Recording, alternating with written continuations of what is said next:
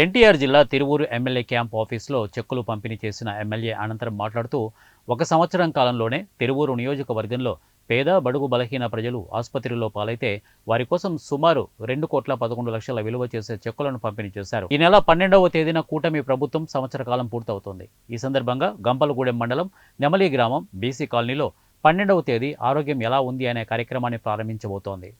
కొన్ని వేల కోట్ల రూపాయలు రాష్ట్రంలో 175 నియోజకవర్గాల్లో పేద మధ్యతరగతి ప్రజల ఆరోగ్య పరిరక్షణ కేటాయిస్తుంది.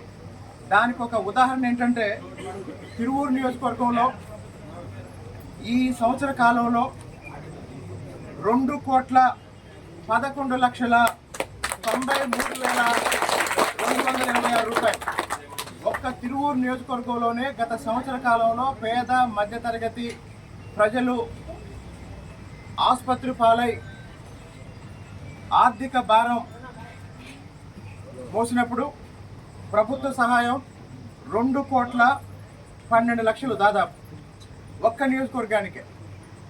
ఇప్పుడు ఈరోజు 88 మందికి 38 లక్షలు పంపిణీ చేయడం జరిగింది. కాబట్టి తిరువూరు నియోజకవర్గంలో ఈ రాష్ట్రంలో ఏ నియోజకవర్గంలో లేని ఒక ఇబ్బంది, ఒక సమస్య తిరువూరులో ఉంది. అది ఏంటంటే 175